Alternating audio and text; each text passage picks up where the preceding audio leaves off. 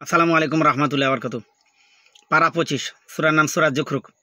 এই সূরার নাম্বার হচ্ছে 43। এটা মাক্কি সূরা, তার নাম্বার হচ্ছে 63। মোটা আয়াত হচ্ছে 89, মোটুকু 7। আমি বলবো প্রথমটুকু 2 নম্বর আয়াত থেকে বঙ্গানুবাদ আর অর্থ পড়ি, অনেক ভিডিও লম্বা হয়ে যাবে। সুস্পষ্ট কিতাবের কসম, 2 নম্বর আয়াত।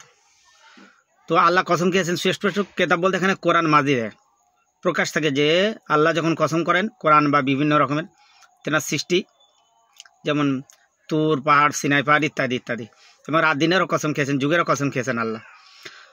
কিন্তু মানুষ যখন কসম করবে সে একমাত্র আল্লাহর নাম, অর্থাৎ আল্লাহর কিরে বা রহমানের কিরে যেইভাবে দেয় এইভাবে, বাবের কিরে, মার কিরে, কোরআনের কিরে, এমনকি কোরআন শুয়ে শপথ করাও শিরিক।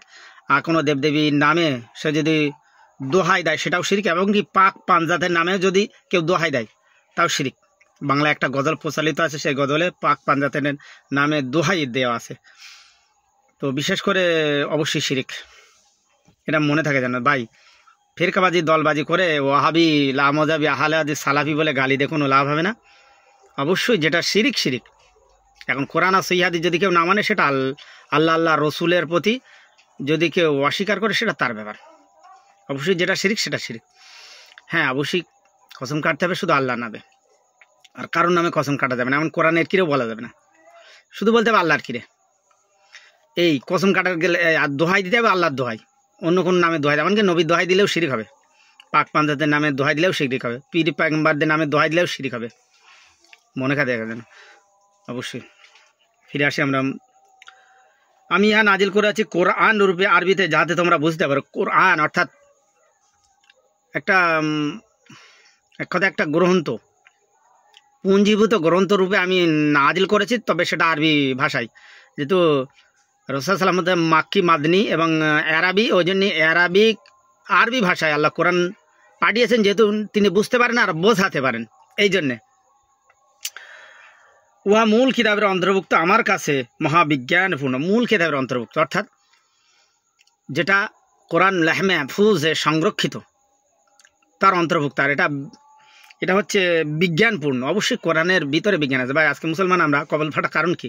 অমুসলিমরা কোরআনটাকে বিজ্ঞান হিসেবে নিয়েছে, আর আমরা নিয়ে তারা সিবড়ে করে ফেলে দিয়ে যারা সে সিবড়েটা নিয়ে আমরা চোচাচুচি করি। কারণ কি? আমরা আমল করি না। ওর ভিতরে যে হিকমা আছে, জ্ঞান আছে, বিজ্ঞান আছে, সেগুলো আমরা খুঁজি না। তোমরা জালেম কম, তাই তোমাদেরকে হইতে কোরআন প্রত্যাহার করো তো তোমাদের ছাড়িয়া দিব। পূর্ববর্তীদের কাছে আমি বহু রসুল পাঠাইয়াছিলাম, তাদের নিকট এমন কোনো নবী আসেন নাই যার সহিত তারা বিদ্রোহ করেন নাই। আল্লাহ বলছে যে আমি পূর্বে অনেক নবী রসুল পাঠিয়েছি আর তাদের কওমের কাছে হিদায়াতের জন্য, কিন্তু তাদের নবীদের প্রতি তারা বিদ্রোহ করেছে, ঠাট্টা করেছে। তো বিশেষ করে আপনারা দেখুন, হাক্কানি আলেম ওলামাদের আপনি যদি ওয়াহাবি, সালাফি, আহলে হাদিস বা আহলে খবিস নাউজুবিল্লাহ মিন যালিক বলে গালি দেন, বা পিরানে তারিকাত বলেন যে হাক্কানি আলেম ওলামা যারা, তাদের গালি দেন, বা সাংবাদিক বলে গালি দেন, অবশ্যই অবশ্যই দেখবেন যদি তারা সত্যি সত্যি আপনার অর্থাৎ আহলে কোরআনওয়ালা, আহলে হাদিস হন, অর্থাৎ যদি আল্লাহ রসুল, নবী, সাহাবাদের জীবন আদর্শে জীবন তৈরি, কোরআন ও সহিহ হাদিসের ফলোয়ারে প্রসার ঘটান, অবশ্যই ভুলটা আপনারই। তো বুঝতে হবে আপনাদের বা আমাদের সকলকে ফলো করতে হবে কোরআন, সহিহ হাদিস, রসুলের সাহাবীদের। এটা আমাদের বাইরে কিন্তু গেলে বেদাতি হয়ে যাওয়ার সম্ভাবনা বেশি। আর শিরক কুফর এবং বেদাতে ভরপুর এখন এক শ্রেণীর মানুষ, তারা বলে যে যতদিন যাচ্ছে ধরো শিরিক, এটা শিরিক করেছে। ভাই অবশ্যই যখন মানুষ প্রথমে মুসলমান হয়েছে, তাদের কাছে লাজেম ছিল শাহাদা নেওয়া, টেক শাহাদা তারা নেবে, এটাই লাজিম। তারপরে সালা, জাকাত, হজ ইত্যাদি ইত্যাদি। প্রথমে তাদের যদি শিরিক কুফর আর বেদাতের বিষয়ে বোঝানো হয়, তারা তো মাহরুম হয়ে ফিরে যাবে, তাদেরকে ওটা প্রযোজ্য ছিল না। আজকে আপনার ঘরে, আমার ঘরে, সকলের ঘরে ছেলেরা শিখছে। আজকে কোরআনের তাফসির বেরিয়েছে, হাদিস বেরিয়েছে, বঙ্গানুবাদ বেরিয়েছে, তার মাতৃভাষায়, প্রত্যেকের মাতৃভাষায় বেরিয়ে গেছে। এক্ষেত্রে সকলে পড়ে বুঝতে পারছে হ্যাঁ এটা শিরিক, এটা কুফর, আর এটা বেদাত। অবশ্যই অবশ্যই এ থেকে দূরে থাকতে হবে। মাদার পূজা থেকে, শিরিক কুফর এবং বেদাত থেকে দূরে থাকতে হবে। প্রকাশ থাকে যে আপনারা যতই বলেন যে জীবিত পীরের কাছে যেমন সাহায্য চাওয়া উচিত, বা যাই মৃত পীরের কাছে আপনার সাহায্য চাওয়া। ভাই মৃত পীর আপনাকে কিভাবে সাহায্য করতে পারে?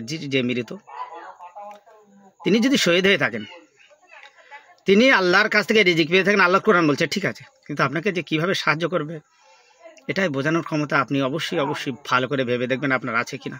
অবশ্যই এসব শিরক আকিদা এবং কুফরি আকিদা বাদ দেন। একমাত্র সাহায্য চাওয়ার দরকার আমাদের সেটা হচ্ছে রব্বুল আলামিন আল্লাহ, যিনি চিরঞ্জীব, যিনি ঘুমান না, যিনি মরেনও না। শিরক কুফর আকিদা ছেড়ে দেন ভাই, ঘটি গরম হবে আর বেদাতি মৌলানাদের পকেট গরম হবে, আপনার আমার ইমানটা নষ্ট হয়ে যাবে।